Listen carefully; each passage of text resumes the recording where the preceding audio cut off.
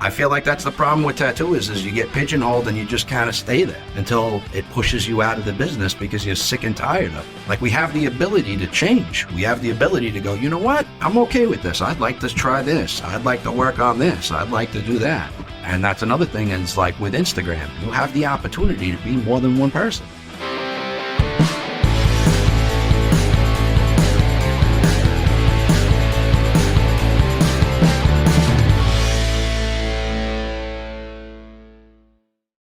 What's happening, everybody? Welcome to Support Your Local Tattooer. I'm Austin Spencer. Today's guest is fucking awesome.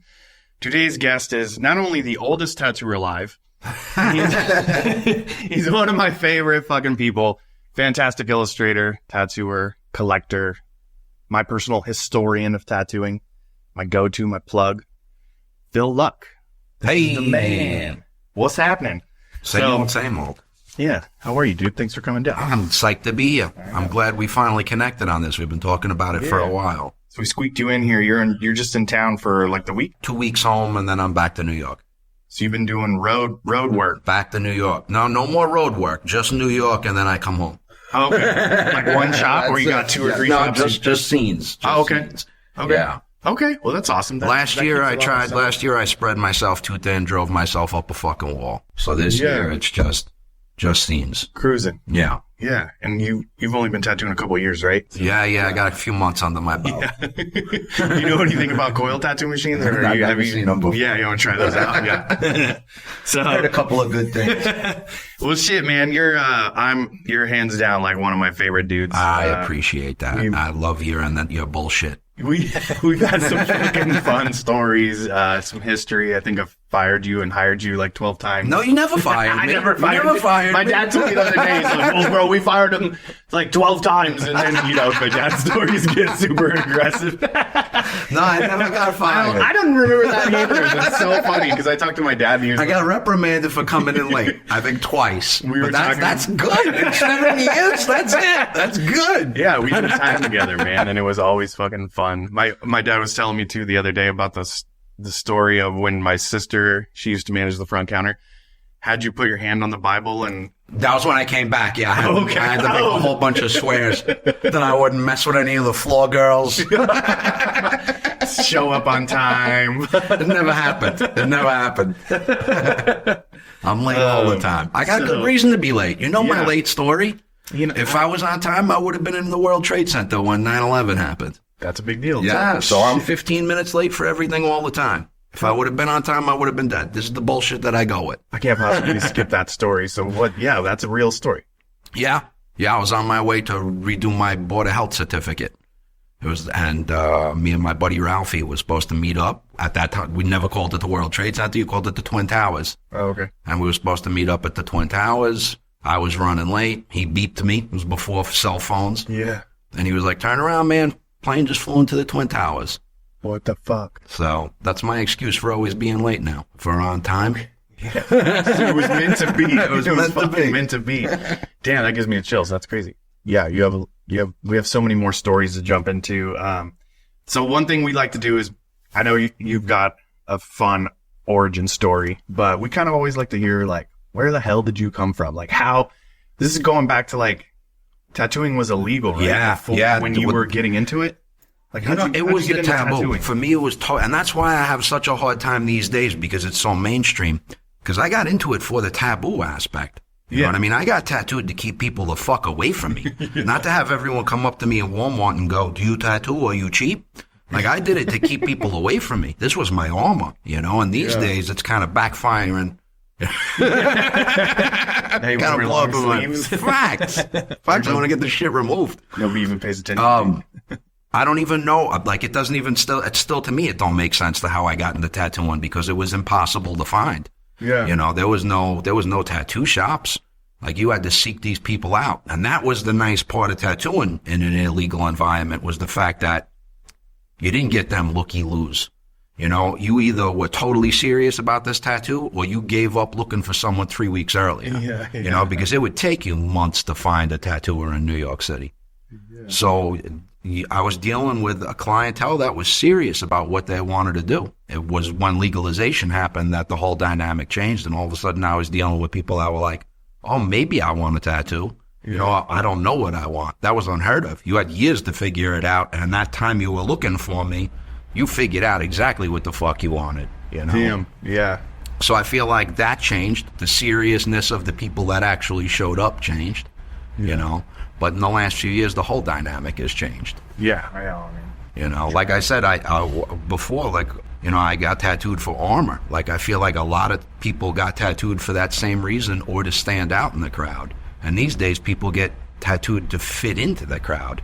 Yeah. That's a different part of the brain being worked there. Yeah. You know, someone trying to stand out and someone trying to fit in, that's two completely different fucking animals. The clientele has changed drastically. You know, I find myself fighting to find common ground with the younger generation all the time. That was never part of my job before. Nope. You know, that was never part of my job before. Trying to get you to talk to me. Yeah. You know, like even like scheduling a tattoo, and you're trying to get what the fuck they want, but you just can't. They can't verbalize. Yeah. You know, their social skills are total fucking shit. Me, I'll go all day. I got fucking diarrhea of the mouth. This new generation, it's hard to get them to say anything. And when it's something as serious as you're about to put this on your skin for the rest of your life, but you can't verbalize shit with me, it's weird. Yeah, yeah. So it's probably better off that they all pick the same fucking tattoo. The same exact Google image. Well, or now we're getting some AI images. Yeah. I try explaining that one to them. That's not a real tattoo, you're saying. Yeah, but look at how good it looks. It's not a real tattoo. Yeah. So shit, what were some of like your first exposures to tattooing in general? Like when you were growing up, yeah, you were attracted to like... I got no memory whatsoever of anything that happened in the last year. Yeah. But I remember shit like that from when I remember being 9 years old. It was my little brother. He's also a tattoo artist. He was still in a stroller, and we were at the Coney Island aquarium. And all of a sudden, this dude comes walking around the corner looking like a wizard, like long gray hair and a long gray beard and just covered in butterflies. And that was the first time I had ever seen a heavily tattooed person. Yeah. Skip ahead 6, 7 years. I'm cutting out of school with my girlfriend. We're watching TV, and this guy shows up on TV. And I remembered him immediately. You know, like it was like, holy shit, that's the guy from Coney Island. And that was Huggy Bear Ferris, who did my first couple of tattoos with fake ID. Yeah. How fucking old were you then? My first tattoo was 14 years old, and it was a girl's name, Lisa. Okay. Still got it. Won't get rid of it. Yeah. Fuck, dude, that's wild.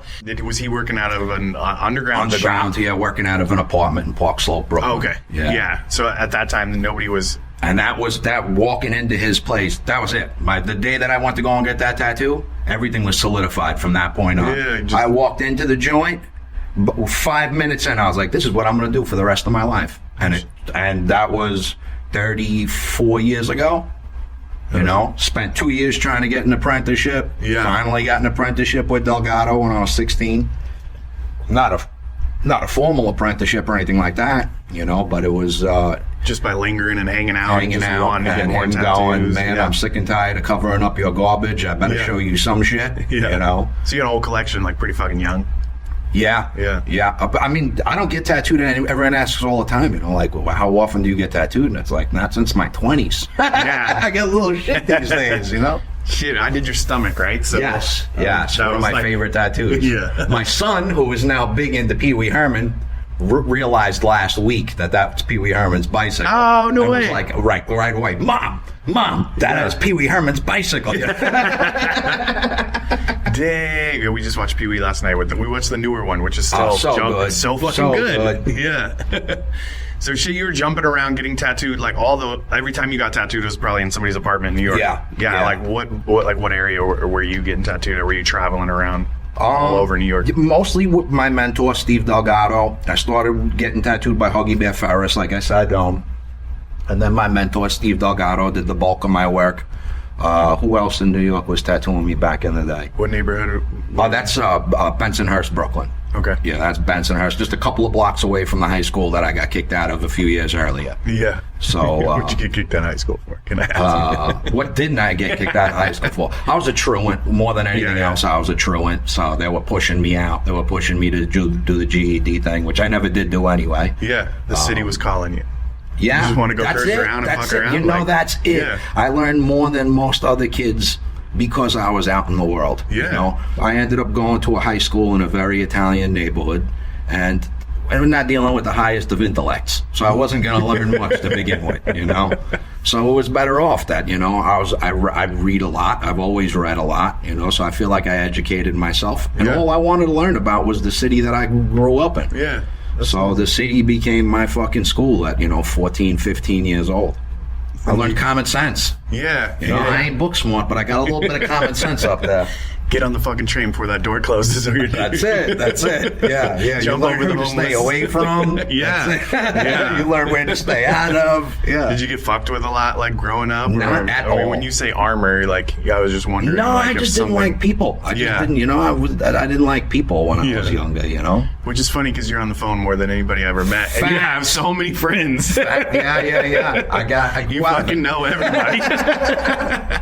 You were more like a loner, though, when you were a youngster? No, I always had a tight-knit crew. I always had someone that I was palling around with. You know, my brother Leroy was along for most of the journeys. Yeah. You know, we'd cut out of school together. Yeah. Someone for me to blame it on when we got caught. That's awesome. So tell me more about your mentor, though. Like, how was that? Like, Steve in what Delgado. year? So that was, I started going up to Delgado's in 91. Okay. I started tattooing, I say March 23rd, 1993 is when I started tattooing. That's when I went to go and work in my first shop. Yeah. But I started with Delgado in 91. Delgado, we have got a great lineage. Delgado learned from Tony Polito. Tony Polito learned from the Moskowitz brothers. The Moskowitz brothers learned from their father, Sailor Willie. Sailor Willie learned from Charlie Wagner. You know, so it goes right back to the beginning of the electrical tattoo machine. And of course, Wagner learned from Samuel O'Reilly. So I got this great history, you know, and Delgado passed along a lot of great stories and nurtured that history aspect for me, which was a big deal because history, I've always been really big into history. If I get into something, I want to know everything there is to know about it, where it started, you know, which is another big issue that I have with this young generation of tattooists. We have this beautiful, amazing history, and nobody gives two fucks any longer about it. Yeah. You know, and I feel like a lot of mistakes being made these days with tattooing could be avoided by the younger generation educating themselves. You know, how the fuck do you know where you're going if you don't know where you've been? Yeah. You know? Just from my personal experience, what I've been exposed to with younger guys, or gals, everybody who's getting into this shit, they're just reluctant to, like, dive all in. Like, I don't know, you and I are like, we just put our all into it. Like, I personally didn't really know too much about history, but I dove into the understanding of how the business worked, how the community worked, why are people drawn to us, and like, how do I get people to come get tattooed by me? And just kind of watching all that was like my passion. So I wanted to know everything about it, how it worked, and then also the artists. Like, so I don't want to say it wasn't like super historian driven, but I definitely wanted to know the artists that learned from the artists that are, you know, and just get deep into that and like go meet them. Yeah. Like, get out of your city, go talk to those people and learn their story. Yeah. Just sit there and shut up and listen. Yep. You know, because everybody was extremely open and talkative. So, you know, like the wilder generation. Tattooers used to be interesting motherfuckers. Yeah. What happens at conventions now? Everyone just stares at their phone? Like, I ain't It's been to a weird. convention in a minute. Oh, yeah. So my personal outlook, or the convention thing is definitely, I was doing them a lot in like 2011 and 12 and 13. And even then they had it evolved a lot from obviously the past, but the fact that like now nobody even like hangs out after the convention unless you're in your little clique, because they don't even go to the hotel because they don't stay in the hotel that's attached to the convention because they buy Airbnbs and then they Uber all separately. So like the last couple of conventions we worked, we just sat in the lobby on a Saturday night and there was like 3 people there and I was like, what the fuck? That was the draw for me to the conventions was the social aspect. In the morning, like everybody come down in the morning and all eat at the same buffet. So you had the opportunity to bump shoulders with some legendary tattooers and like in the elevator or whatever and just be like, hey man, like, you know, I just want to introduce myself real quick, or, you know, try to break those little circles. But now it's like, fuck, you can't even. Yeah. But that's strange. You just have to work a lot harder at it. So I'm not saying like, if you want to meet those fucking people, you literally have to go up and wait for them to take their headphones off and like, you know, do that whole thing. But I don't know. It is what it is. Like everything evolves. So, Is it evolving? I don't know. I guess it is. You know, it's just. I don't know. I feel like we hit a pinnacle a few years ago. Yeah, it's the hardest fucking game right now ever than I think it has ever been.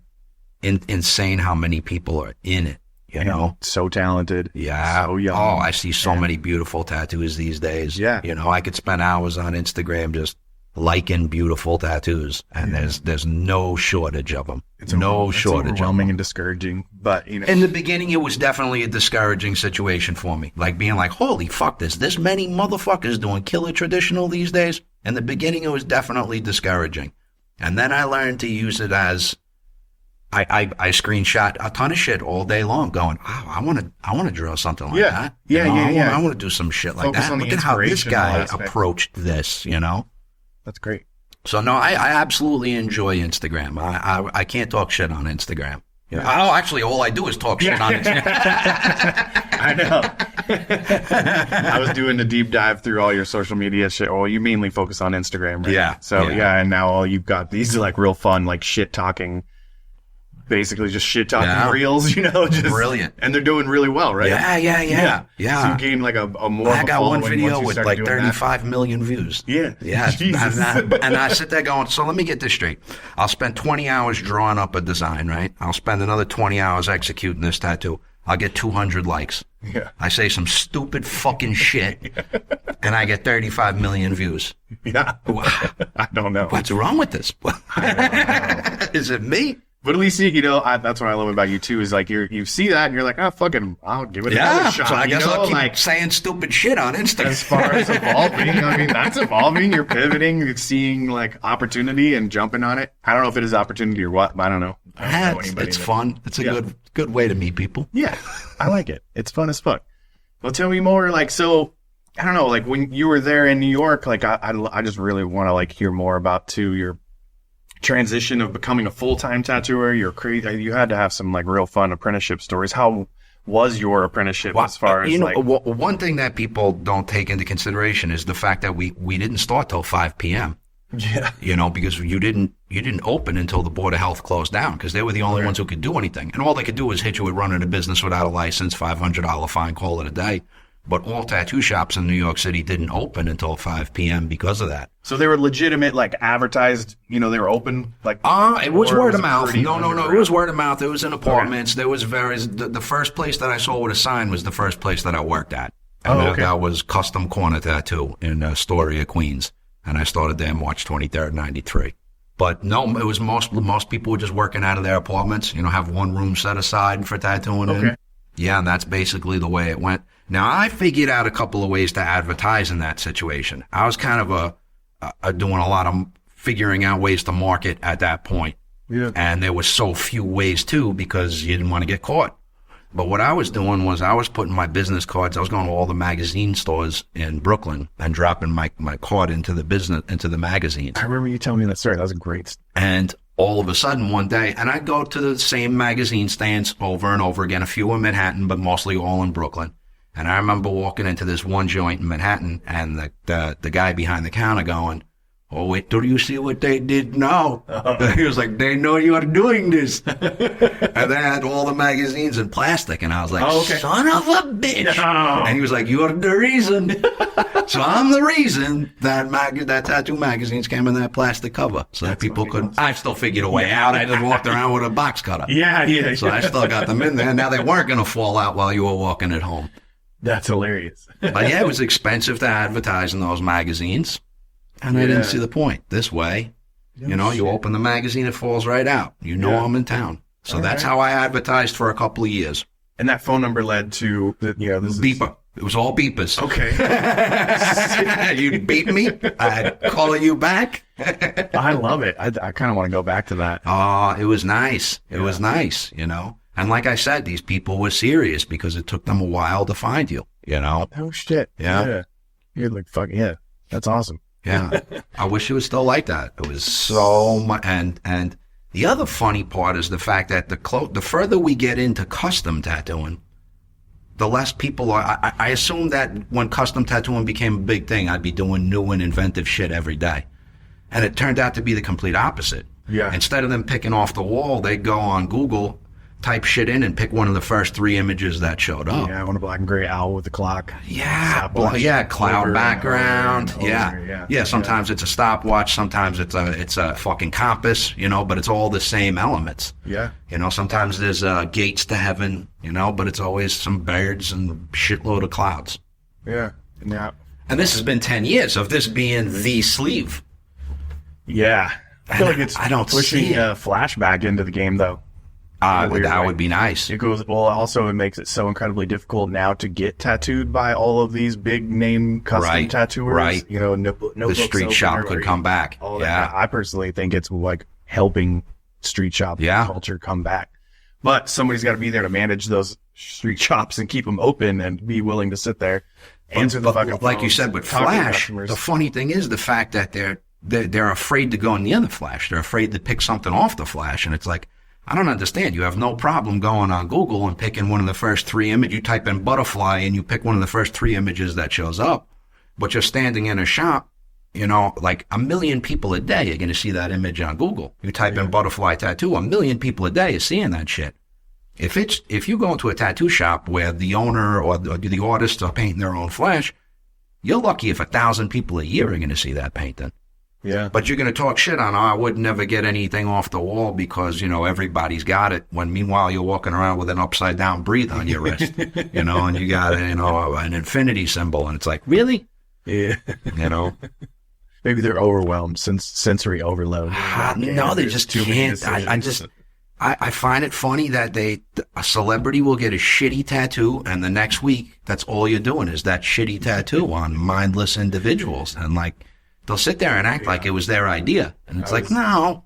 I was around for the Dusk Till Dawn. Oh, yeah. That was a good one, at least. That was at least a good one, That one, and then the saying that the two like, British guys, they were, like, robbing fucking... Oh, my God, why I'm brain farting right now. Because I don't even know what that fucking means. It's like seize the day or some shit, but it was like... On a finger, huh? Yeah, it was something in the movie where they were using it. It was the trigger finger. I don't know. Oh my God, I don't know why I'm terrible at what other good movie ones were there? There were a bunch of good movie ones. Anything that Angelina Jolie ever got. Yeah, became trend immediately. Yeah. What's the fucking squiggle? I never looked at, Una Lang, something like that. I learned about that through Lars Lu, that tattooer out of Berlin. Loose lips. Oh, he's killer. Yeah. You got some work from him, right? What did you get done from him? I got this bird. Yeah. He's a killer tattooer. He's a crazy dude, right? I went there to get a skull with a flower, and he told me, no, you're going to get a... No. I was like, all right. And I left with a fucking bird. I flew over there, and he told me, let me sit down sometime this week and have lunch with you and decide if I want to tattoo you. And I was like, okay. Yeah, super eccentric. Right? Oh, my God. To the most... I follow him on social media, but he don't post very much. But what a great fucking tattooer! Talk about an great tattooer too. It's like the whole entire industry is basically built around like what he was doing, right? As far as like new traditional, right. But he brought it to that next level. The giant female faces, gorgeous. Now everywhere you look, definitely super influential. Yeah, he ended up tattooing me luckily after 20 different weird fucking stories that happened. What a tricky motherfucker. Yeah. Again, a character. That's the type of person you want to get tattooed by. You're going to enjoy the whole thing. That's the thing, man. This is all an experience. We're selling an experience. Yeah. Like when you get someone in the chair, you got to roll out the red carpet. You got to tell the good stories. And how disappointing it is when you sit in the chair and the customer puts headphones on and you're like, It keeps doing it. Fuck. Yeah, it bothers me. When I was younger, I would be like, no. And then now that I'm like older and have a lot more and going on in my head, I'm all, fair enough. I ain't got much going on these days. I need this. Yeah, right? You're like, at least tell me some fucked up weird stories. Yeah, that was honestly one of my favorite parts about tattooing is the interaction with the customer. Yeah. I feel like I learned a shit ton about life and all these opportunities and all these different things that you can do, different people's careers, and learn a lot of what not to do. Yeah. There's some fucked up people out there that are using tattooing as their weird kind of go-to for therapy. And I don't know why I just thought about this. Like when that couple brought in those pictures of close-ups of her genitalia. Oh my God.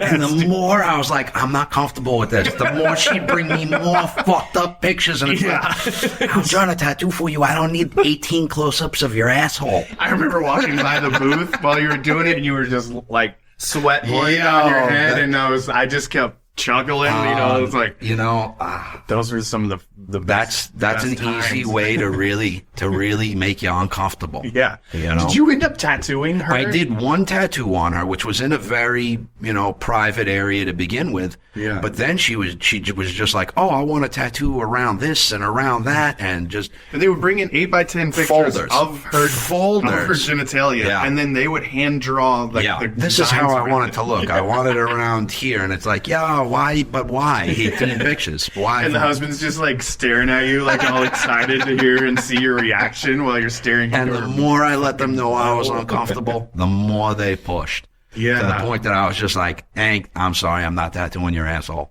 I just can't do it. We just had some really weird OnlyFans action go down in the shop. Oh, brilliant. Yeah, and we're not going to do that anymore. Yeah, but the craziest person that I tattooed in Studio 21 was when I tattooed Michael Jackson's dad. I know, I was going to bring that up, dude. Creepy situation. Dude, I remember him pulling 2 pistols out of his pockets, like 3 cell phones. That dude had more guns on him than a motherfucker. Yeah. He was like an army. Little tiny and 83 years old. Yeah, 83 years old. He was a G, dude. I saw him in fucking like Home Depot like a week later. That was an intimidating situation. And the fact that he wore so much foundation. Like I found out that day, everyone talked shit on Michael Jackson bleaching himself. No, he had vitiligo because his dad that's a genetic disorder. Oh, so and his dad was white as fuck. So it took me like 3 paper towels of green soap and 3 paper towels of alcohol just to clear off the foundation from his face to get to the whitest skin I've ever seen in my fucking life. No shit. Oh, I remember how stressed you were, so I didn't want to fuck with you that day, That was an intimidating, and even for like months later, all I could think was, with all that foundation on his face, how is this tattoo not going to get infected? Yeah, or ever see it. Like, how does it still show through? Like, no, absolutely not. Not with the amount of foundation that he wore. And I did explain it all to him. I did say, you're wearing a lot of makeup. I ain't wearing no makeup. And it was like, oh, okay. I ain't going to question you. His mustache was penciled on. Yeah. His eyebrows were penciled on. Yeah. He was an intimidating motherfucker. Old man. Small dude, too. Yeah. He was like not a big man, but probably one of the more gangster figures. And I remember how it happened. Your sister came in the back and she goes, there's some old pimp up front covered in jewelry looking to get tattooed. And I was like, she was like, are you interested? And I was like, fuck yeah. And I go walking up front. I recognized him I didn't recognize him right away, but he looked very familiar to me. I knew that he was somebody. And then he put his hand out and he was like, how you doing, man? Joe Jackson. And it was like, oh, this is going to be weird. Yeah. Yeah. That was wild. Jay Swarm had the best quote of the day. He said, the moonwalk came from his dick. Good Lord. Brilliant. Jay Swarm. I got to get him on here. I talked to Nick Mones this week, too, so he's got some fun stories. Yeah. No, we all have fun stories about that shop. It was a good time. And other shops, shit. Like, so you were, how long did you tattoo in New York? Like, you said you started on that corner shop. Yeah. And I was at Custom Corners for a year. Underground, but at a commercial space. Yeah. Is that when that was the first one you That was the first one that I saw that, like. That was in 90. That was in a storefront. It still was undescript. Like, there was no signage out front. Oh, okay. But it was 2 big glass doors right on the corner. And as soon as those doors opened, it was just flashed out. There was no guesswork. How many guys were in there? It was normally me, Gallo, and his wife, Tony. And then on weekends, we'd normally have another tattooer. There was this one guy, Tattoo Al Clark from Queens. And his wife tattooed too? Yeah, his wife, Tony. She was good. I'm assuming she's a badass. She was really good. She quit. She didn't tattoo for very long, maybe 10 years. Oh, okay. He's still as far as I know, Gallo's still tattooing somewhere in upstate New York. I'm always fascinated with any woman, female that tattooed in those days. Yeah, it was they were rare. G's, dude. Like, It they was were rare fucking, as like, fuck. really strong. Yeah, not enough people give Jackie Gresham enough credit. Not just being a female tattooer in the 70s, 80s, and early 90s, but being a black female tattooer at that time. She was in New Orleans, right? New Orleans, yeah. She's still tattooing. She's still putting away. She's got to be close to 50 years, if not more. I want to say 72, 71 or 72. So she's got over 50 years tattooing now. That's awesome. God bless her. I just saw a cool little video that some like vlogger chick did on her about awesome. About her. She's just cool people. Yeah, I'd like to get tattooed by her someday. I've never had the opportunity. I've had a million opportunities, but I'd love to get tattooed by her. The atmosphere in those shops was like pretty rough or like good kind of. In New York? Yeah, I mean that. It was pretty. The clientele was an interesting. You know, I mean, this was a point where not everyone got tattooed. Where you tattooed pretty interesting people. You know. Yeah. But they were there for that common thing, right? Yeah. The tattooing. So I feel like, even when I was in the roughest of shops, everybody was stoked to be there. Yeah. You know, and it was rare that anybody kind of. I think I had more fun at the rougher shops. Yeah, tattooing behind bulletproof glass in the South Bronx. You know. Yeah, tell us about that. Uncle Angelo's shop, Champion Tattooing. Man, we tattooed behind bulletproof glass. It was an interesting situation. Giant names. He did the Harlem World on Mace. That's a $60 tattoo.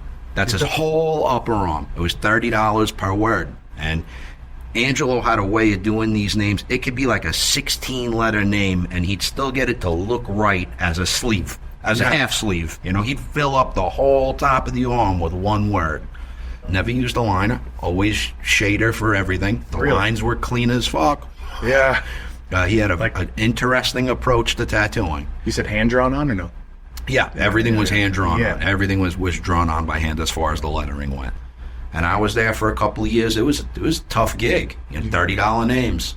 $30 names, you know. So two names, that Harlem World was $60, you know. Yeah. And it was, just bang them out. We'd have a list of, you know, who was next, and it was just churn them out. You know, it was me, Uncle Angelo Scotto, and Jasmine, who had Tattoo Nightmares television show. Oh, okay. And that girl could fucking tattoo. Beast, fast as fuck. And that's what it was. We were just churning these tattoos out. That was early 2000s, 2000, 2001, 2002. I worked up there. Interesting situation.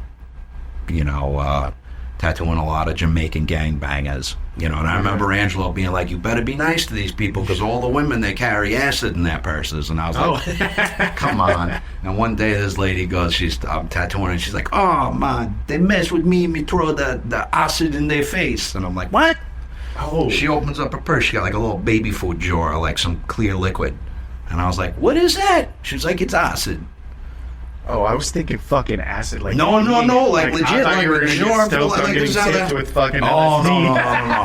I didn't know it had such a gangster fucking approach. Oh, no, legit. Okay, like, so legit, like burn your face off acid. Not burn your face off acid, burn your face off acid. Yeah. It's obviously some no, that was it, man. I was like, man, this is a scary fucking neighborhood. Yeah. Little old ladies walking around with jars of acid in their purse. Dude, you gotta do what you gotta do, man. That's fucking... Yeah, that was the South Bronx. That was an interesting situation. Throw acid in their face, then you just throw the glass on the ground, and then there's no fucking proof of anything. That's it. Yeah. Oh, another time I had a lady tell me, she told me she wanted to get her tattoos done before she went to jail. So I was like, well, okay. I'm just going to ask. I was like, what are you going to jail for? She goes, to get me teeth did. And I was like, don't understand what that means. So she leaves, and I go, Jasmine, what does to get me teeth did mean? She was like, oh, she caught a case so she can go and get her teeth fixed for free. Oh. I was like, so you just go to jail to get your teeth done? Just do a little time.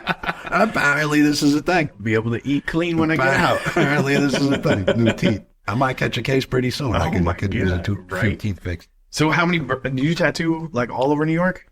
All 5 boroughs. Yeah? Yeah, I tattooed in all 5 boroughs. I feel like I remember you telling me that story. It was kind of fun to say. But Brooklyn, I've never tattooed out of my apprenticeship. I was, and that's funny because I was always associated as a Brooklyn tattooer because I'm from Brooklyn. But I never tattooed passed my apprenticeship in Brooklyn. I learned in Brooklyn and had a respect for my mentor, left Brooklyn immediately. Oh, okay. That was So kind of like I've, common. yeah, I haven't tattooed in over 31 years in Brooklyn. Haven't done a single tattoo in over 31 years in Brooklyn.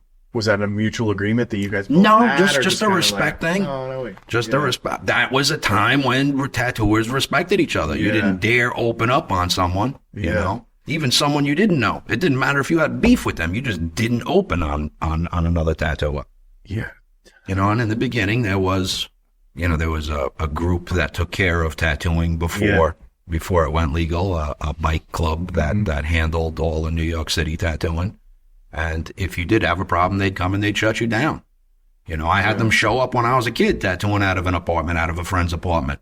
And they showed up and they were like, well, first off, they were not expecting to run into a kid. Yeah. They were expecting to beat the shit out of some older dude, you know? Yeah. And they were like, well, who's doing the tattoos? And I was like, well, I am. And they're like, who's doing the tattoos? And I was like, no, it's me. Yeah. And they were like, you were supposed to take your shit. Like, find a mentor. Find somebody who can vouch for you. And that's when I found Delgado, and No shit. he started helping me out and would tell me every day, I'm not going to teach you. I'd only teach my kids, you know. And then like 2 years later, when I'm putting out killer work, he was like, taught him everything he knows. So is he still around? Or Yeah, he actually just moved to Florida. He was in the same location in Brooklyn, the same apartment he was tattooing out of until December he left Brooklyn. But he was working out of that same apartment on 81st Street and 18th Avenue since 81, 82. Yeah. Long time to work out of a little corner of your kitchen. Yeah, that's wild. And just put out some of the most beautiful, beautiful work imaginable, you know, killer traditional stuff. Damn. So, like, around the time, like, when did you start meeting, like, Bowery Stan and... Bowery Stan was early on in. Bowery Stan, I met him the first time 94 or 95. And I had already put him up on a pedestal. You know, I had already heard all the stories about Stan and him tattooing in the Bowery and Chatham Square in the fucking 40s and 50s. Yeah. So I had already put him up on a pedestal and was expecting this hard exterior dude, and that's not what I got. I got the sweetest guy you ever want to meet, who became my biggest fan overnight. You know, and I remember him calling my house one time, and it was like, if you're a guitarist, then Jimi Hendrix calls your house. Like, it was like, really? Is this really Stan? You know? Yeah. And he was just my biggest fan. You know, dude would tell everyone, would just sing my praises my whole career, you know? Shit. I remember one time going to a convention, and I was entering that Mickey Mouse back piece into the convention. And he sees me and he goes, are you entering a piece into this show? Because I'll make sure you do well, but I gotta warn you, there's already a winner. Somebody did this Mickey Mouse whole back piece. And I was like, that's me. He was like, oh, you won. Oh, fucking sweet. It's funny because digging through your Instagram yesterday, I saw that, and that piece specifically still stands out to me this day. Like, I remember it was one thing that I looked at your portfolio when you came to look for a job. I was like, oh shit. Like, it was just so simple and fun. I mean, it was my favorite tattoo. I can't look at it without smiling. The size was so next level. I can't look at it without smiling. And I'm still good. That was done in 96. I've never seen a Mickey tattoo that big before. No, and you never will. He's a huge man. Yeah. You're so used to seeing that tattoo done this way. Right. Yeah. And that was the point, was we'd always joke about it. When a small tattoo would come in, we'd be like, it's a little Mickey Mouse tattoo. Yeah. So I was like, you know what? I want to do the biggest Mickey Mouse tattoo possible. So like I said to the floor guy, I was like, yo, try and talk someone into a Mickey Mouse. I knew it was going to take months and months for him to find somebody, but I was like, try and talk someone into a Mickey Mouse tattoo. Like 2 hours later, he's like, you know that dude Dill that hangs out across the street at the beer distributor? He's down to do a Mickey Mouse back piece. And I was like, well, I thought it was going to be a normal size. That dude's a monstrous human. But I still see him I saw him last year. No way. And the tattoo still looks fucking amazing. Yeah. It's so simple and so solid. Yeah, that's my favorite tattoo. I can't look at that without smiling. Yeah. I love that tattoo. Yeah, I want to see that in the wild, just on the beach. Yeah. See it from a fucking mile away. Yeah, totally. Yeah, you can see it from the sky. Yeah. I'll check Google Earth next time he's at the beach. Fucking brilliant. So you got to build up a good relationship with Moskowitz, and like, so you kind of mentioned you got to meet him as the kind guy, but he has some like folklore on him. He was a hard ass, brawler, right? Yeah, brawler. I mean, he was one of the Bowery boys. You know, That's I mean, crazy. he was because he was president so of the sweet to Bowery me, and boys. it's so fun to meet somebody, and then you hear all these stories, all these crazy stories about. But he was a tough motherfucker up until the day he died. He tattooed all the way until the day he died too, or he tattooed. We had a friend, Ball Harbor Bill, that built machines. And him and his wife used to do conventions with Stanley. Stanley would go out and work at their place in Ball Harbor, Maine during the summers, because he liked to fish. That was his thing. So he'd go out to Ball Harbor and fish in his free time and tattoo at the shop all day. But they were working a convention together, and she had gotten into the elevator alone. They were cleaning out the booth, so they were coming up, just bringing stuff up, handful at a time. She, in the elevator, two guys got in and held her at knife point. When the doors opened to the elevator, she screamed, and she said literally, Stanley was there with a knife in his hand in no time. She said he knocked the one guy out and had the other guy up against the wall with a knife to his throat. Stanley was like 78. And she was like, I've never seen somebody work that quickly.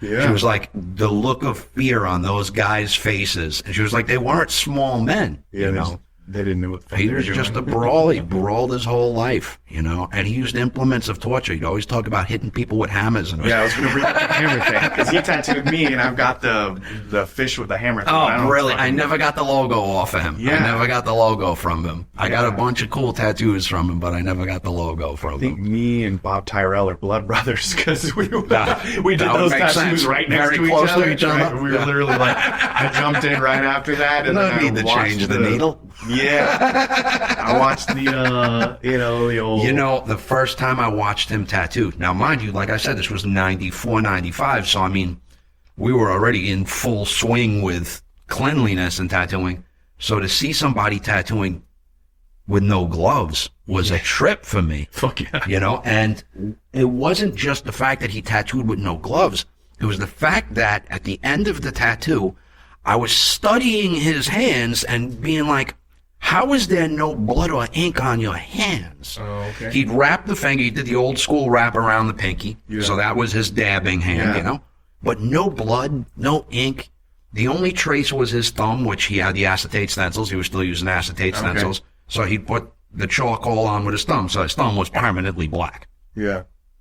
But it blew my mind that I put on a pair of gloves, I do a tattoo, I'm covered in shit within seconds. And this guy did a whole tattoo on me, and there's literally not a trace on his hands. And that was something that I'm sure you had to learn, tattooing with no gloves. Yeah, cleaners, like not overfilling your... Yeah, but I remember the first few times Civ had taken him on the road to a bunch of conventions, and I remember Stanley being like, yo, I gotta wear gloves at these things. And it's like, how's that going? And he was like, it's terrible. He was like, my hands don't feel right. I don't know. I can't feel my machine correctly. And it was like, yeah, I bet that would be. You've been tattooing like this for 40 years, 50 years at this point. Yeah, you're about as in tune as it gets. There's nothing in between your experience. No.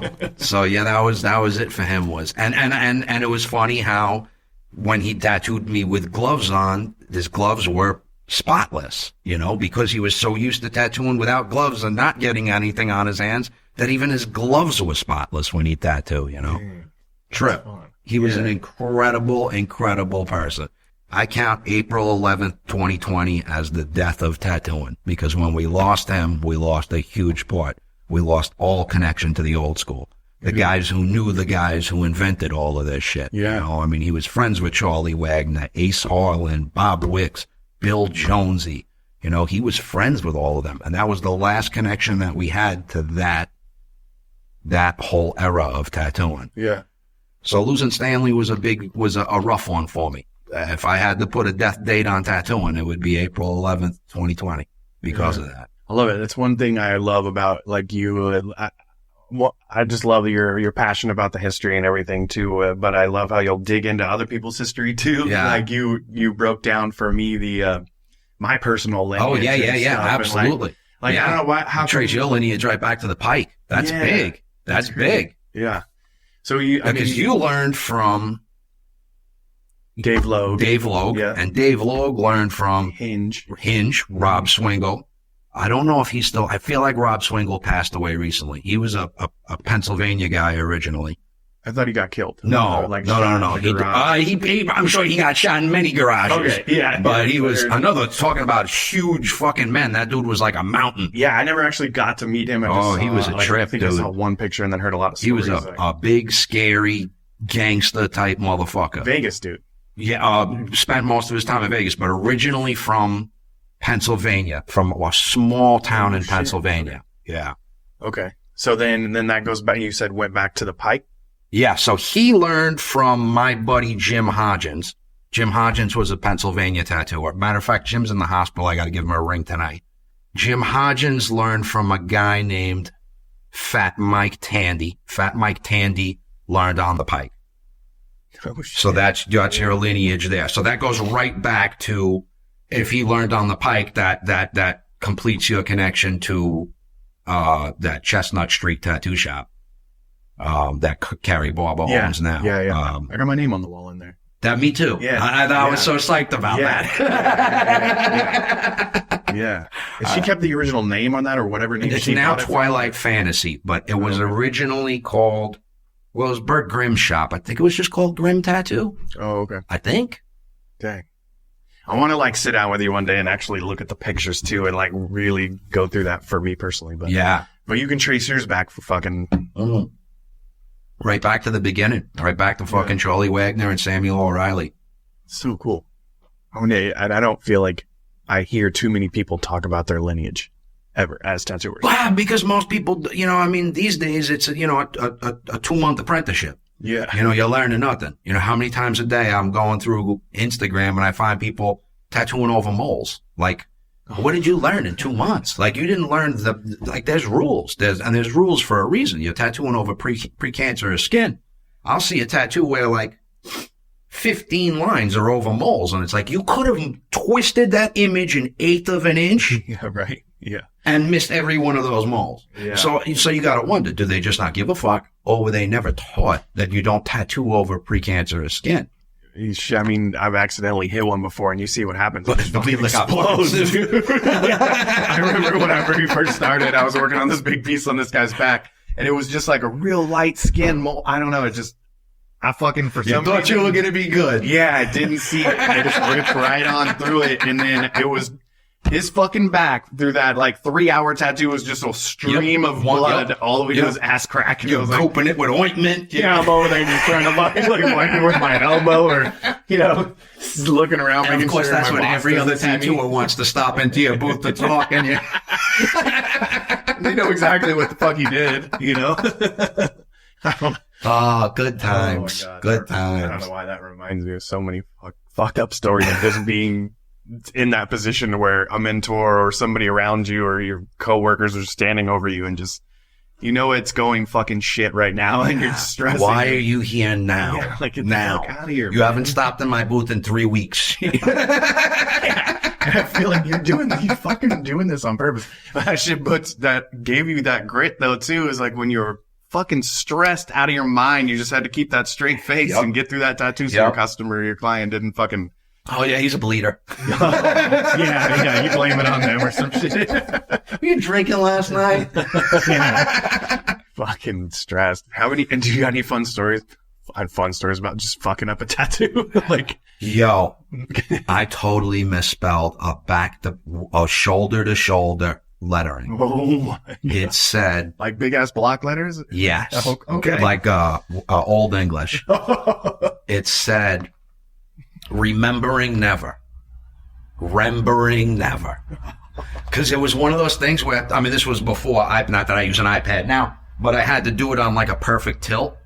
So to get it to fit, I redrew it 15 times. Yeah. And at one point, and it was just the outline, because it was shoulder to shoulder, Yeah. And dude calls me up and goes, "Hey man, I think you may have misspelled this on my back." He was like, "But I have an idea on how we can remedy it."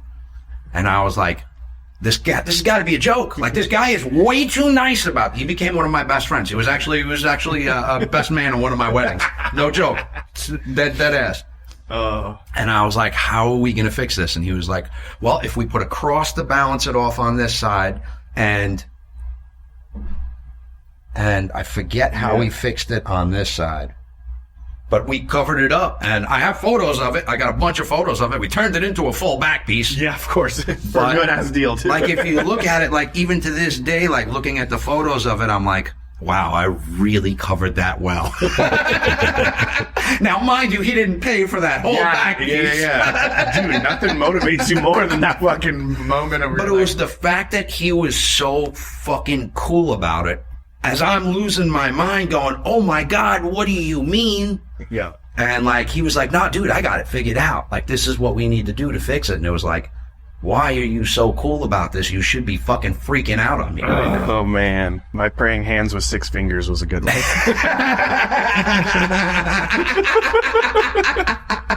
The fucking biggest, most intimidating dude ever, too. Oh, really? Yeah, he was same shit though. He was incredibly cool about it. But I was doing those like, I do these dotted lines, right? That's where you shade off of. Well, the stencil got a little messy, and I just hardlined one of my reference lines where you start. Yeah, it's better than missing a finger. The worst thing is he came in right while I was sitting there in an empty, quiet shop with my boss sitting right next to me. And I was a skinny ass little kid, and he was fucking a big old Samoan dude. And Of course, I gave him. It always works. I fixed that for him, obviously for free. And then I was like, bro, anything you want. He goes, okay, and then they just jump right in and get tattooed by you again. Yeah, why not? Yeah, why not? But damn, there's no counting the fingers. Yeah, there's no motivation like the attempt to not get your ass beat by your boss or your fucking new client. But yeah, I did this savage giant fucking black and gray pit bull on his back with the biting through chains and all this shit. And it was like 3 fucking sessions of work, and I was just like, happy to do the best I happy can. to do it. Yeah, I didn't tell that story for like the next. Oh 10 years. yeah, no doubt, no doubt. That's some shit, man. No, we all got them. It's just a matter of admitting it. Yeah, we all got them.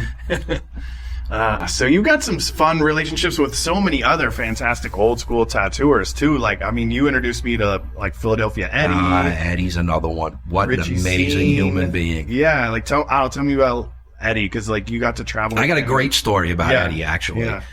Before I knew him, before I was born, probably he had moved to California. Doc Dog had a shop in Van Nuys, California. Okay, and he wanted to move to a town. And the rule at this point was 10 miles away was the rule. You didn't open on anyone who was less than 10 miles away from you. So he went to Doc Dog first and let him know, hey, I'm opening a shop. It's 10 miles away. Doc Dog was like, okay, you do you. The day that he opened, Doc Dog shows up on his motorcycle and said, Eddie, I just clocked it. You're 9 miles away from me. And Eddie reached into his pocket, pulled out the keys, handed them to Doc Dog and said, it's your shop now. And that's the way things were done. Damn. He invested all this money into building their shop out, had it all planned that he was moving to this part of California from the East Coast, and just like that, handed him the keys, turned around, and went back to fucking Philadelphia. Oh, he didn't even like retry. That was it. Okay. And that was the respect that tattooers used to have for each other. Now, at this point, they didn't know each other from Adam. Yeah. They ended up becoming very good friends because of that situation. But that's the way things were done. Now, if you opened on Eddie, he'd put a fucking cinder block through your window. Yeah, right. He was telling me some stories about how many shops he's opened up over the years. Yeah. It was like an absurd amount of shops, right? Yeah. And then the crazy part is when he retired, all of the people who worked for him were under the impression they were losing their jobs. They didn't know what was going to happen. He's retired. He's going to close up all the shops. He called a meeting where all of his employees showed up, and he said, everyone who's been working for me for 40 years or more, stand up. Half the room stood up. 40 years or more. And he said, you guys all own the shops. He said, you guys got to pay for the lawyer bills, but you guys all own shops. Like, we're going to figure it out. Some of you are going to have to double up. Some of you, it's going to be 3 owners, but you guys all own these shops now. Damn. And I talked to a couple of them that were like, I walked into that meeting thinking, I guess I got to find a new job. And then I left owning a business. Damn. But that's proof of what a great owner he was, that 40 years was half of his employees. Damn. Yeah. How many shops did he own when he did that? Jeez. Eric, that's another guy you should interview. Yes, I would Dr. Eric. Yeah, he's on my list. Eric knows exactly how many he had. Like, he said at one point, Eddie sat down and really did the paperwork and figured out how many shops he's owned. And it was over 100. Yeah. Like throughout his lifetime, it was over 100 shops. Remember, he had like a well-tuned formula for opening them up, and it was real simple. Yeah. Just go through, clean he it knew all the flash out. that was going up. Yeah, If you walked into any of the shop. shops, it was basically the same flash in the same places. He knew what sold, what to put up front, Yeah. He knew how to open a shop. And owning the supply business, I mean, people forget, he was Nationals in the beginning. Yeah. And then he was United after that. He opened Nationals, I want to say 73 or 74. I want to say 74 was when he opened Nationals. And that's when it was in Long Island, New York. Him and his sister went partners. Eventually he walked away. She bought him out. And, in the 90s, he opened United Tattoo Supply, which was basically the same type of stuff as Nationals. All the machines had their intended purposes, They were manufacturing those like all in the States at the time. Yeah. What were they known I'm pretty for? sure everything was, their catalog and Nationals catalog were almost identical. I'm trying to think if he had anything different. Everything was better. Everything was a little bit better. The only thing that he had an issue with was he went with a different size with tubes. I think the tubes were a little bit bigger, so all of the machines wouldn't hold regular size tubes. Everything would slip with a regular size tube. You had to buy his tubes for his machines. Yeah, you think that was on purpose? Yeah, absolutely. Yeah. Absolutely. Yeah. Absolutely. 110%. He was a smart motherfucker. Do I have any other good Eddie stories? I got a bunch of good Eddie stories. Here's a funny one concerning Eric. Eddie used to talk about when he'd retire, he wanted to sit on a bench and feed ducks. That's what you do when you retire. You're an old man. You sit on a bench and feed ducks. So when he found the retirement place that he wanted to move to, he was like, there's a pond right out my back door. He was like, this is it. I will spend my retirement feeding ducks at the pond. So Eric goes to visit him. He had been there a couple of months at this point. Eric goes to visit him, and Eddie always referred to Eric as his son. So Eric says he gets out of the cab in this retirement community, and these two old ladies come running up to him, and they're like, are you Eddie Funk's son? And he's like, yeah. And they were like, we want to talk to you. There's signs all around the pond, and we've been explaining to him, please do not feed the ducks, but he just continues to feed the ducks. So Eric goes, listen, I'll talk to him, but I can't promise anything. Yeah. So with this, he goes in, as he opens the door, there's a fucking pallet of duck food at his front door. Like literally a pallet of duck food at the front door. So he says, Eddie, he was like, what am I? I'm an old man. I feed ducks. It is what it is. He says, next morning, like 7:00 in the morning, he hears and he hears Eddie shuffle over to the door, and he hears, hello, ladies. And he goes, it starts, Mr. Funk, we've asked you numerous times. Can you please stop feeding the ducks? They're on a very special diet. They can't be fed. Now, mind you, they're standing at the door with the skid of fucking duck food there, right? And he goes, oh no, I'm not feeding the ducks. And he goes, there's like this silence. He goes, and I know they're looking at the bags of duck food as he's saying this. He goes, I'm feeding the elephants. The problem is these fucking ducks get here before the elephants all the time and eat all the food. He goes, total silence. And they just walk away. Dude. I'm feeding the elephants. He was a fucking ladies' man too. Oh my goodness. Oh my goodness. I got some fun. He was a trip. Yeah, the time you brought him into our shop, he sat there. I was all excited to show him around the shop. I'm like, hey Eddie, you want to get a tour or anything? And my sister was working the front counter there, and he goes, no, I'm talking to her. And I'm like, okay. Right on, man. And that time I was getting that tattoo by Stan in Vegas at the biggest convention, Mario Bros convention. I was sitting there. The girl I was with at the time, he liked blondes apparently, but I was sitting there I was getting a tattoo, standing on one leg with my other leg like on the fucking chair, and just getting all sorts of. And it didn't matter. It didn't matter the age. No. He knew how to talk to women of all ages. I have pictures of all three of my daughters with him as infants laughing hysterically. Yeah. The first time my daughter Charlotte ever smiled and laughed was interaction with Philadelphia Eddie. He knew how to talk to women. I was all excited to talk to him again, and he just shut me down on everything I said. And then he had my chick laughing her ass off, and she's over there giggling, and like he's like, you know, he just touched on like he's great. Yeah, he was amazing and smelt amazing. Yeah, always smelt amazing. You could smell him from a mile away. Oh, the suits and everything. He was a class act.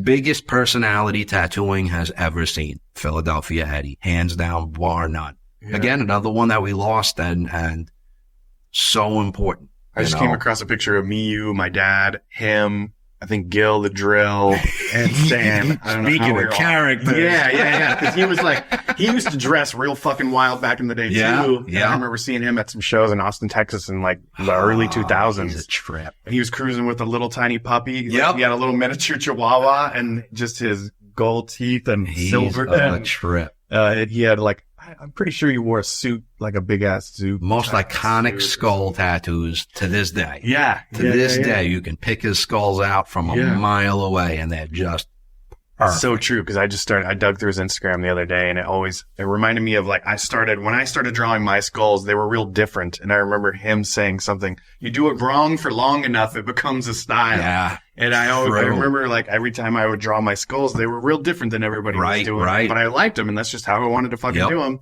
And people talk a ton of shit, man. And then sure enough, like I did it for 10 years or whatever. And then I was like doing them on people all day, every day. Yep. And they translated well the tattoos. You kept them simple. You kept them raw and simple. And that's what will always hold well for tattooing. Yeah. And I think later on, I really just tried to simplify everything I was doing and tattoo like what you would do or teach me to do too at times, like real traditional, but just with my own illustrative style. Right. You know, so I just changed the way the lines flowed and then everything else was just packed a black in, leave the skin open. So let me ask you a question. So your mom was always super autistic. Yeah. How did she artistic. Artistic. How did she nurture that in you when you were a kid? She just always exposed me to everything as far as just kind of naturally, maybe not even like intentionally. She was just always painting. Right. She'd be in the kitchen airbrushing because she wanted to learn how to airbrush. She was we did a lot of like hand painting and shit when I was a little kid, or there was always like I learned how to make paper, you know, and then I just thought about that the other day. I was like, I want to do this for my kids. We were taking a bunch of fucking newspaper, ripping it up into a million pieces and then putting it in a blender and making the pulp and then taking the screen off the rental house we were in and just smashing it through the screen and putting all my dad's weights and like a old piece of wood on it, you know, and then pulling it out in the sun, just letting it dry up. And then we would try to paint on that. Just fun little things like that, like really teaching you about more than just the surface of anything that we were doing. Is like, and that's kind of where, you know, I guess we both talk about just diving in, man, get into it, get in whatever the fuck you're into, learn how to fucking do it. Yeah. And just go deeper and deeper and deeper. Yeah. Facts. Yeah. Yeah. It's fun, man. It's like, I don't know. Yeah. Cool. You know, a lot of people are blown away when they find out that I use these rotary pens these days. Yeah. Yeah. And it's like, you know, that's another thing from my lineage was all these guys wanted to try new shit. Delgado was buying, when rotaries first became a thing, he was buying them up left and right. Tony Polito, same thing. You want to learn about this stuff. You want to know why. Yeah. You know, and like these days, I mean, the convenience aspect of these fucking pens is one thing, but what a difference it is from the coil machines, you know, a huge difference. Huge. I thought it was going to be like, oh, you know, it's just, no. Yo, completely different ballgame. Yeah. But just my switch from coils to rotary was mind blowing. Right. You know, like I got I think one of my first rotaries was like a Neo-Tat or shag built. Right. I remember that. And I was like, oh, this is it, you know? And then later on was like, that's kind of, I guess, was a stepping stone to try the pen style machine after I was guilty of making fun of my peers for using them for a little bit. And that was my point was I was like, I'm going to use this thing for 3 months so that I can learn more shit to talk shit about with it. Yeah. Use it as ammo to talk and then you're like, fuck. You know what? This is good. This is a good tool that I could keep in my arsenal. Yeah. You know, and it's been a permanent part of my arsenal ever since. It's wild. You know? Did you ever have any like physical issues from tattooing for so long? Like when are you kidding me? Like, you see my posture? I guess anything that stands out other than just slowly like. I went through carpal tunnel in the 90s. Okay. Yeah, that was pretty rough. Like where I was putting my hands in fucking in ice buckets every night at the end of the day. Really? And then I was dating a nurse for a while who put me on all of these fucking vitamins. Yeah. And I was about to get the surgery, and I'm glad I didn't, because at that point the surgery wasn't as advanced as it is now. Oh, yeah. And like I heard a lot of horror stories about, people who ended up with so much scar tissue that they couldn't do anything with that hand any longer. Yeah, that's what I was gonna say, or you just end up. So thank God. Nubby Phil. These days it's nothing. These days it's not invasive, It's it's weird how it goes. Like when I made that switch from coils to rotary, my shoulder gave me shit for 2 months, dude. When you made the switch to coils. Yeah, from coils to rotary. To rotary. Huh. I don't know if that was just my own. I find more hands now. Remember, I've always used smaller grips. I've always that's the one problem that I'm having an issue with the pens, is the fact that you're stuck with that one thick ass grip. Yeah. And for fine line stuff, I prefer a pencil grip. Yeah, the thinnest grip imaginable on your hand, though. See, but I find the opposite. I find the opposite. Little gangster bump? Or no? I had the money bump. Yeah, that's long gone. That's long gone. Yeah, I still got the pin and burning hole in my finger from making needles. Soldering all the way up, and you're like, it's melting my fucking skin. And then that's another thing. That's another part that nobody even realizes anymore was the flux intake. Oh my God. You can taste it. You taste it right now. That's salty. Yeah. Burning your nose and shit. How you'd have perfect needles all the time. Because the ones that weren't perfect, you threw the fuck away. Yeah, you knew exactly. You inspected them every single. Yes, you knew. You knew that your needles were going to be made exactly the way you wanted because you were making them yourself. Yeah. And these days, you're kind of at the mercy. And that's what I like about your stuff, is the fact that you got the loose and the tight. Yeah. Like nobody does that. Yeah. How many times I'll deal with another supplier and it's like, that's way too tight for me. And I'm in a jam because now I ain't got shit, and I was hoping you'd have, and I'm sitting there going, how the fuck am I going to tattoo with these tight ass needles? I'm going to give you some samples of our hollow liners today too. Oh, right on.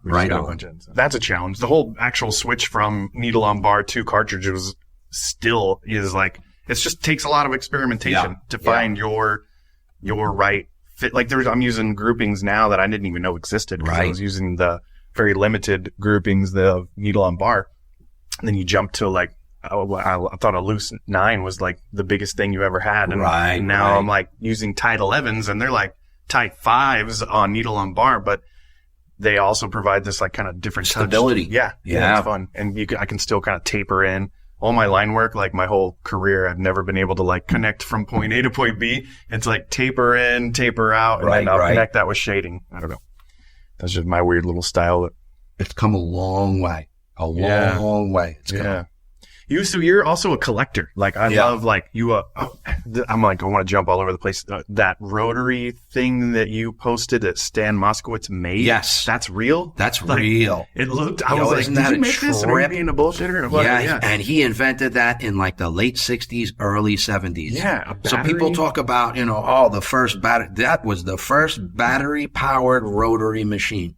Dude, I want one of those. I can't imagine you could still find them. Really? You could still find them. They still pop up. That one that I posted last year, I had literally just got my hands on earlier than that. And even the cartridges. It's got cartridges on it. It's so wild. So it's we look at this as a new thing, and it's Stan had this idea in the late 60s, early 70s. So he was just cutting the whole fucking bar off, essentially, but where the needle's mounted. Yeah, it's a weird, they would actually... They fit into the cartridge is actually permanently on the machine, and you'd slide the needle grouping into there, and then there was a screw that would tighten the needle grouping down. So basically the plunger is what you were connecting your needle bar to. Your needle to. Yeah. I could bring it by one day and take a look at it. It's interesting as fuck. But it's just the point that he had this idea back then. Again, this is why he's the most important tattooer of our time.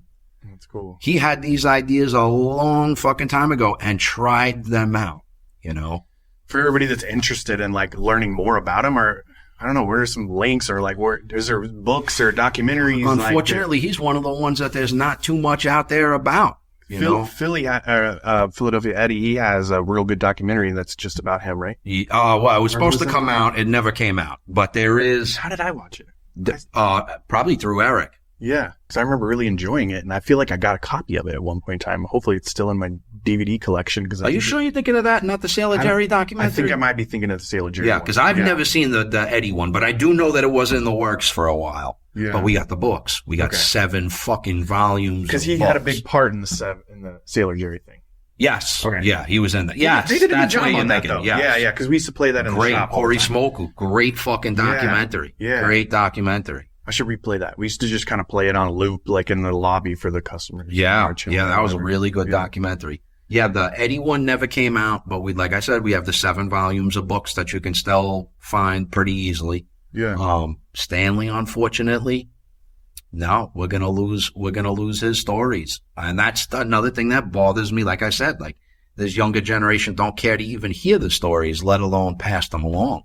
You know, so are his stories going to end with my generation? I fucking hope not. You know, I talk to enough young tattooers that I hope they're going to continue these stories on and tell these amazing stories about him, because right now there's nothing about him. I'd like to sit down with you and just do this more and document that, because if anything, that can be a way for it to carry on, you know?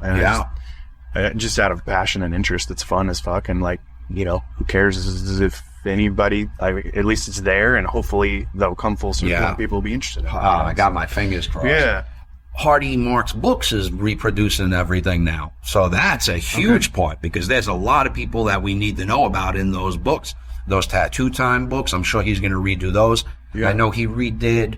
Just recently they were promoting, there's a handful of people promoting the Dragon Tattoo book? Yeah. Is that the one that he redid? Yeah, just recently. Yeah.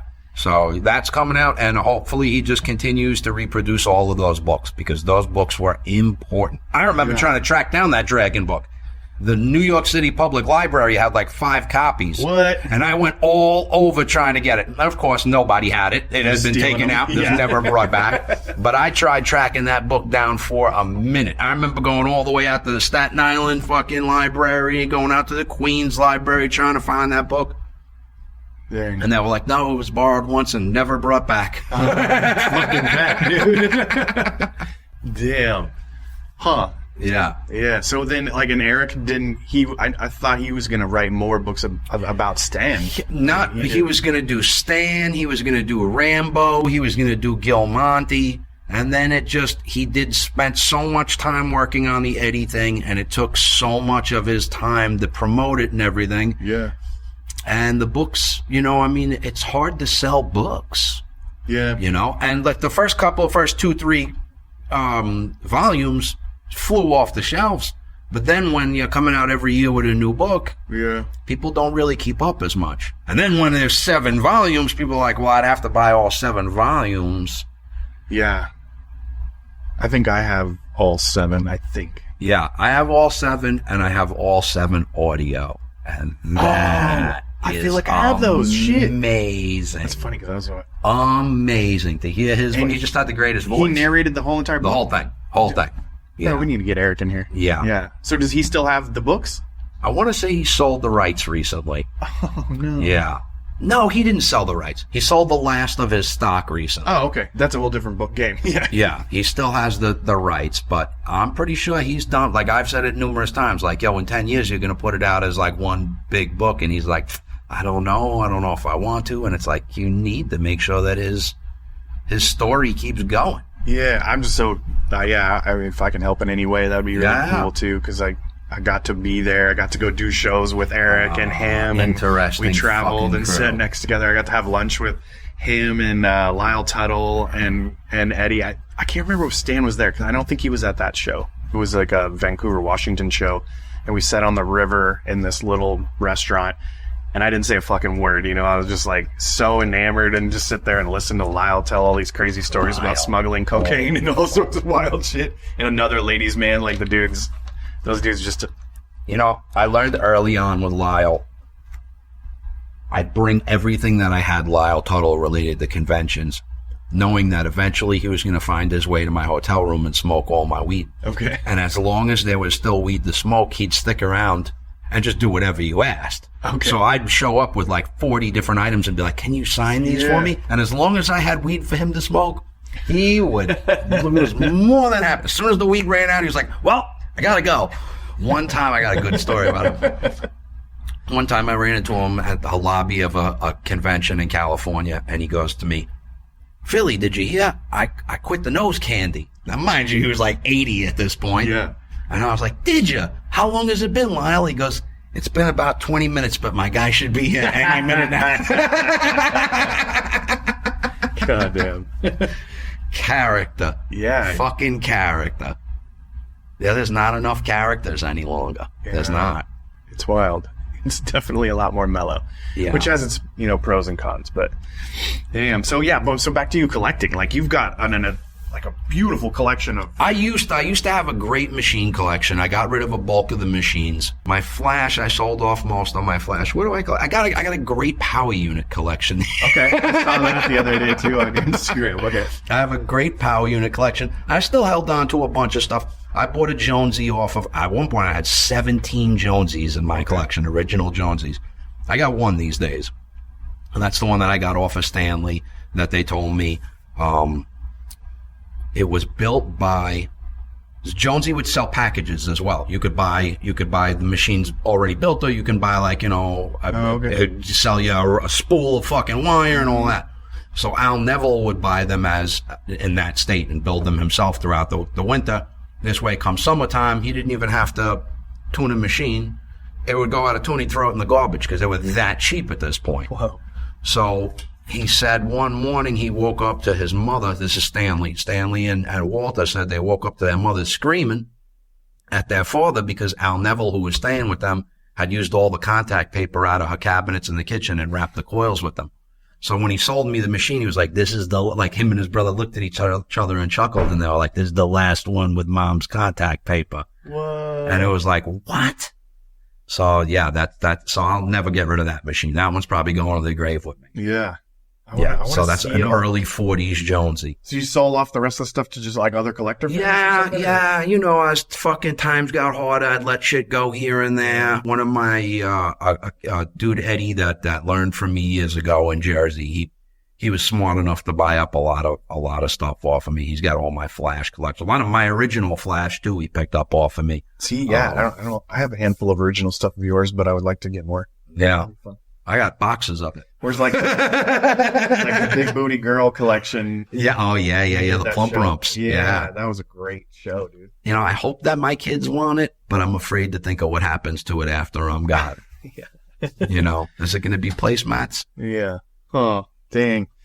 Well, so you're also an inventor. You invented a dual grip tattoo machine? What was that? Dual-handed tattoo grip. That's just back to some of your videos. Brilliant idea, though, right? Am I wrong? In all reality, we're using one hand. That was good shit. So you're tattooing on the road now. Were you going to tattoo in Vegas? No, I'm done with Vegas. Okay, so you just come here and hang out with family. Oversaturation has killed me. I'm here strictly to spend time with the kids. Yeah. And you're out of Scene's shop. Yeah. Which is whole nother character Bronx. We didn't even bring up. Oh my goodness.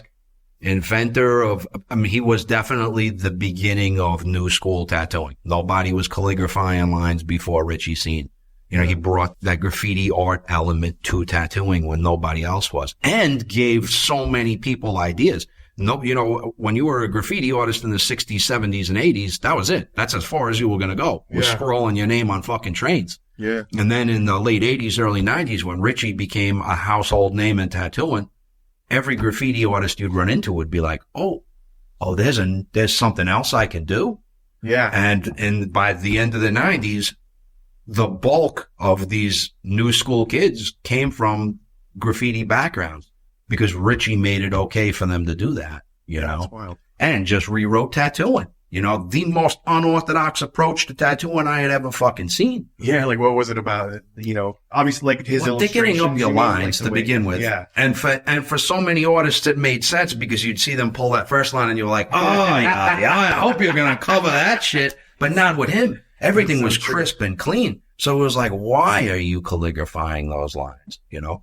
But even like, I remember the first time he tattooed me, he was doing a heart on my stomach, and he used, instead of going black and then doing your red over it, he was mixing the red and the black in the cap to get this brick red. And it was like, I had never seen that before. Yeah. You know, I had never seen a tattooer approach it and mix like that, you know, and it was like, so you're not going to use black shading. You're going to use this red shading instead and then put the other red on. I had never seen that before. Yeah. That was unheard of for me. And you know, every time I'd watch him tattoo, I'd find new shit. And it was like, ooh, you're not supposed to do that, but why is it working so well? You know? As an entrepreneur too, and him his spirit is fucking strong. Like the dude. The funny part is he's that guy that gets to the pinnacle of something and then goes, well, now I'm done. Yeah. You know, I've seen him do it with a million things. Yeah. His motorcycle collection. I was going to bring up. The motorcycle collection was the most amazing motorcycle collection I've ever seen in my fucking life. Yeah. And like just one day he was just like, okay, well, I got the greatest motorcycle collection in the world, so let me get rid of it. Yeah. Did he sell all them? Oh God. He's still holding on to a few. I know he's still got, Big Twin. He's got a few of them. I want to say, yeah, he's got a few of them left. But at one point, it was like 140 motorcycles. Jeez. And 100 of them were show quality, you know, been on covers of how many magazines. Even if you didn't know a damn thing about motorcycles, you stare at that collection, you're like, what the this is so beautiful and insane. But that's the way he is with so much stuff. He gets it as far as it can go, and then he walks away with tattooing. Yeah. He became a household name with tattooing, and then was just like, fuck it, I'm done. Too many people around me. That's it. How many shops does he have still? Just the one. Oh, okay. Well, and that's actually owned by his brother now, but he still has a huge part in it. But at one point,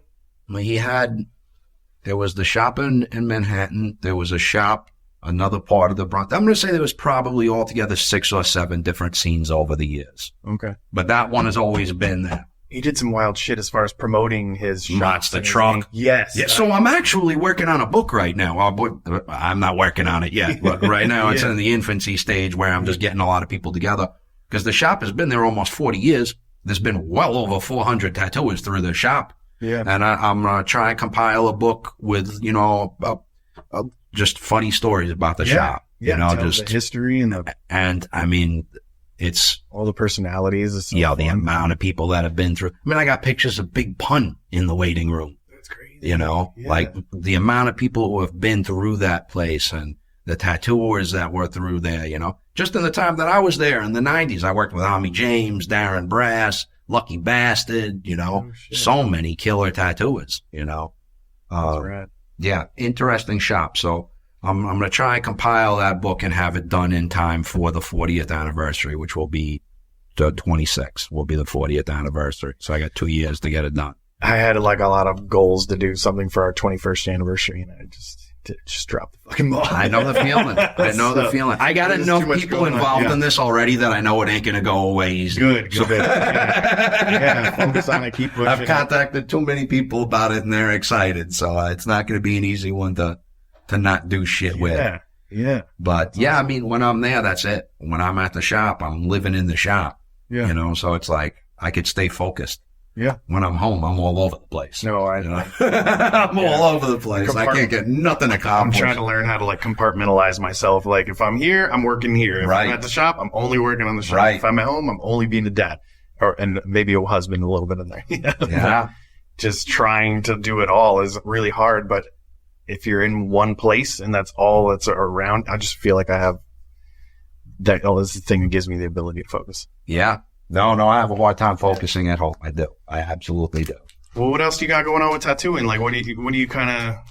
Honestly, I'm working on a new style these days. Yeah. Like, I don't want to talk about it because it's a completely different name. Nobody knows that it's me, but I'm working in a completely different style of tattooing. 30 years of 30 years of working in one specific style, pushing one specific style. I'm good. I set out to impress several tattooers when I got into tattooing. And I did it at a very young age. Yeah. You know, Stanley Moskowitz, Tony Polito, Steve Delgado. You know, I set out to, those were the people who I wanted to impress, Angelo Scotto. And I did. Yeah. And now I want to do other shit because I'm still, here we are years later and I'm still like, okay, well, I'm good at traditional. Yeah. 30 years of working in one style, pushing one style. I've worked in every, I do a little bit of everything, but I'd like to become known for other shit. All right. I feel like that's the problem with tattoo is you get pigeonholed and you just kind of stay there until it pushes you out of the business because you're sick and tired of it. Like we have the ability to change. We have the ability to go, you know what? I'm okay with this. I'd like to try this. I'd like to work on this. I'd like to do that. But, and that's another thing is like with Instagram, you have the opportunity to be more than one person. Yeah. Instead of having that portfolio with 10 different styles, why not be 10 different tattooers? Right. You got 10 coals in that motherfucking, you got 10 irons in that fire. Yeah. So you got a much better opportunity of pulling more customers if you're 10 people as opposed to one dude with a very varied portfolio.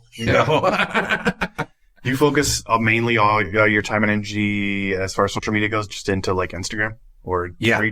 No, I don't mess with any of the. You don't dance on That's TikTok too much. This is too much for me.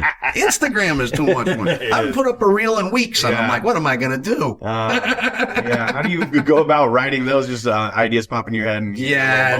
And smoking weed. Talking shit. To your friends That's it. Yeah. What are my friends complaining about? That's the big one. What's everyone complaining about this weekend? Normally I'll be able to get an idea out of that. Yeah. But it's hard. And then I'll have an idea that I'm cultivating for weeks and then somebody else puts it up and I'm like, I slept too fucking long. The Instagram gods say just redo it. Do it in your own style. Yeah. It'll pick up.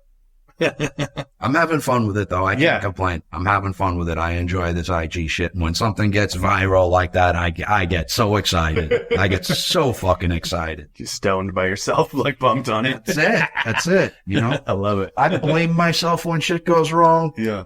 These days I've learned that when shit goes right, to pat myself on the back. Yeah, that's a big deal because I've never given myself credit for anything ever. I always just try to keep my head down and just work. And I'm learning too. The older I get, the more I'm like, well, I mean, I actually did do something here, and like, I don't know, still stay humble, obviously. But be proud of yourself. Kids are a big part of that. Kids are a big part of that. They help you ground. I've learned to like myself being a dad. It's the best. It's fucking fun. It's hard as a tattooer too, though, and like a business owner. It's like, I mean, I don't like to say anything's hard because everything can be hard, but it's a challenge, Like I want to fucking work all day long, and then but then when I get home, I'm like, oh, fuck work. I want to do this forever. Like we shouldn't be working so much. And then I got my 15-year-old who's like, well, I think I want a tattoo, and I'm like, no, absolutely not. Big Bones is teaching his kid how to tattoo. I know. Dang. Yeah, that's a tough one. So I don't know, man. I mean, I want to talk about so much stuff, but I think we're pretty good here. Right on. Yeah. There's always round two. I'm down. I want to do a bunch of other fun stuff with you. Yeah. I want to hear more like in-depth stories about specific, people that have influenced you in your life and motivated you through tattooing and there's so many of them. Yeah. There's so many. I like that. So I've been blessed to have you in my life and you got to work. I feel the same way. I love your family. Yeah, it's good. I appreciate it, dude. Thanks so much for coming down and doing this. Thank you for having me. How does everybody reach you? Instagram, Phil Luck Tattooer. Phil Luck Tattooer. Yeah. Watch some stupid shit. Yeah. I can't promise you're going to see anything good, but you'll laugh. Well, thanks for doing all those, and thanks for doing this, man. Right on, man. I appreciate you, brother. I love you, bud. Love you, too. All right, guys. Thank you so much for tuning in. This is it, man. Be sure to check out Phil Luck and all the fun shit that he's doing. So thank you, guys. We appreciate it. Have a good day. Peace.